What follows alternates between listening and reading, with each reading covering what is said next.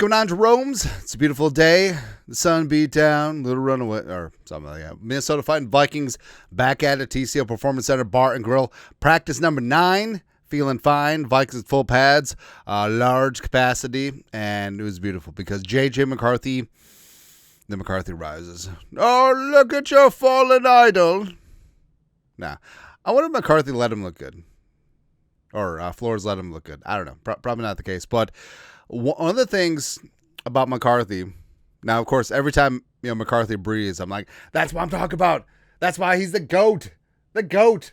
All right, but something I like is that he responds well to adversity. Now, obviously, this week of practice has been uneven at best, right? And some quarterbacks would let that quicksand just spiral out of control because mentally they don't got it, right? But McCarthy, all the cliches about you either win or you learn, all that stuff, it's a blessing to have this competition every single day. I actually think that he believes it. And I actually think that he believes it's true. So it is true, right? And he responds well from getting punched in the face, literally, which we'll talk about here in a sec. But I like that because things aren't always going to be sunshine and roses during the NFL season, especially in the playoffs. So a fact that you have a guy who, no matter what happens, you could be down 28-3 in the Super Bowl, and you're a Michigan quarterback. What's going to happen? I don't know. Good things can happen, right? But some takeaways from practice number 9. So fans packed TCO, high 77 in Eagan, the crown jewel of the Southeast Metro. Wildfire smoke is low. Like, I know that we're still under a air quality advisory, but it was a lot better than yesterday. Certainly was for sure. But fans packing the stands. Our guy Sean Borman, in person. That's so much purple. I just love that, man. Good times. Also, Justin Jefferson. So, yeah, I think he's going to be done for training camp. Obviously, wasn't going to play preseason, but he was jogging on his own. Now, he does have a sleeve on that hamstring, it appeared to be, but jogging on his own, joking. He and Kevin O'Connell are literally best friends, which is funny. And as we said previously, like, he is legitimately a hype man. He is out there. He is all fired up. Like, I love it, man. I love it. Also, the McCarthy-Addison chemistry is on point again. The play of the day was Addison going up and just mossing Dwight Newton-McLaughlin. JJ McCarthy dropped a dime, which it's kind of crazy that it's like he completed a touchdown over Newton-McLaughlin, and that's like a big-time deal. All right, if you said that 2 weeks ago, but Dwight has definitely quietly been one of the stories of training camp. Right, and you absolutely love to see that. But even though Addison is probably going to be suspended first 3 games, I mean, building up that chemistry now so you can have it later in the year, it's going to be good. Isaiah Rodgers, Blackman had some nice reps in red zone drills. Jeff Okudah might also be one of the stories of camp. The resurrection is really good, and he's been basically running with the ones all training camp, and I feel like he is going to be the starting cornerback for the Vikings, even though obviously McLaughlin's had a great camp, even though Blackman has had some great moments as well. Rodgers, Okudah, Murph, that's going to be your top 3 corners to start the season. And again, having some good depth at corner, you can never have enough, as Flores says. Also, offensive line. So offensive line definitely got tagged earlier in the week, but probably had their best day as a unit, even though Darisaw rest day wasn't out there in pads. But offensive line a lot more solid today. Ryan Kelly was feisty, throwing dudes out of the club. Donovan Jackson, he is for real. I mean, pass pro will be fine, but run blocking is where he's going to shine. And also Jordan Mason is a runaway train, never come back. Just a freak. Like, honestly, he might get a couple carries in preseason, but in the regular season, when Darisaw is at 100%, when Fries is at 100%, and this offensive line is where it should be, like, Jordan Mason might be the early star of the season. All right, and we talked about how it's probably going to be like a 60-40 split, Aaron Jones and Jordan Mason. It might be flipped around by the end of the year. You never know. Right. Also defensively, mainly Jonathan Allen at left defensive end. Like, his reps against Will Fries, Pretty good. And also Harrison Phillips has been nose as well as right defensive end because they've had Hargrave line up at nose tackle quite a bit early in training camp. So that's something to monitor. So maybe flip Phillips and Hargrave on this list.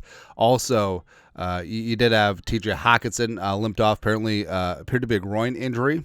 But noteworthy is that hopefully it's not too serious. He did stay on the field. He did rejoin the offensive huddle. So hopefully just something that's not a big deal.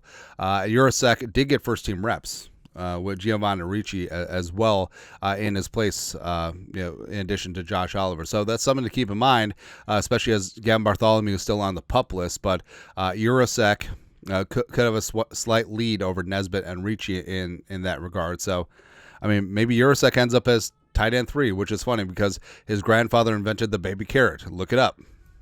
There you go.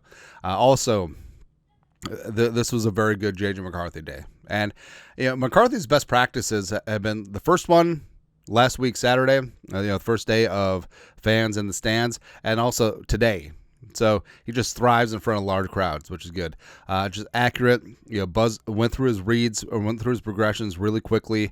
Ball placement was on point, and also the chemistry with Addison is certainly there. Plus, some of the touch throws that you thought that he was going to struggle with at first seemed to be on point today. Nearly perfect in 7-on-7. We'll rag at Sports Illustrated. JJ McCarthy went 5 of 6 in a 7-on-7 period with several impressive throws to the intermediate areas. Only incompletion was a deep ball to Naylor, which I think was PI on Akuda. So I'm going to say he was really 5 for 5. These refs are blind. Something like that. I don't know. Also, like I said, the best rep of the day was the red zone touchdown over Nudie, which fired up for Nudie, man. I mean, Dwight McLaughlin, like Flores, sort of tempered expectations too, but you can tell he's pretty impressed. He's pretty happy about it. Also, fight. So this is probably the story of the day besides McCarthy having to go to Asuma. Will Fry's getting after it. So what happened is that, so even though they're in full pads, generally it's no tackling to the ground, right? And Asuma, Aaron Jones caught a check down from McCarthy out of the backfield. Asuma just lit him up. Just one of those, sort of Sendejo shots, right? So Jones got knocked to the ground. Actually, Aaron Jones is in the middle of both these fights. It's kind of funny. Everyone's defending Aaron Jones' honor. That's how you could tell that his teammates love him. But then offensive line took umbrage with Asuma, as well they should. And then Asuma took a swing at Fries, which, I don't know. In general, training camp fights, I feel they're fine, right? Mostly, guy just got to vent some testosterone. As long as you're not swinging at a dude who's wearing a helmet, and as long as you don't hurt anyone, and you don't hurt yourself, I think it's fine. But come on. I mean, Asma's barely hanging on to this roster, and then he takes a swing at the $88 million free agent after taking a shot at like the oldest guy on the offense. Okay. And then the next play, the very next play, rookie Tyler Bader from BYU, who looks huge, by the way. Looks pretty damn good. So he tackled Jones to the ground, which, again, generally in pads you don't do. And then McCarthy, I love that JJ McCarthy got in his face, man. Like, JJ's a hockey dude. He's never going to back down from an altercation or a fight. So he got in Tyler Bader's grill, and then everyone backed him up. I mean, it was a bench clearing brawl, right? But really, it was more, people are just like hyped up. There was, besides the Asuma punch, there really wasn't any fisticuffs. Like, everyone was fine. It really was more of an energizing skirmish than an actual like fight. You know what I mean?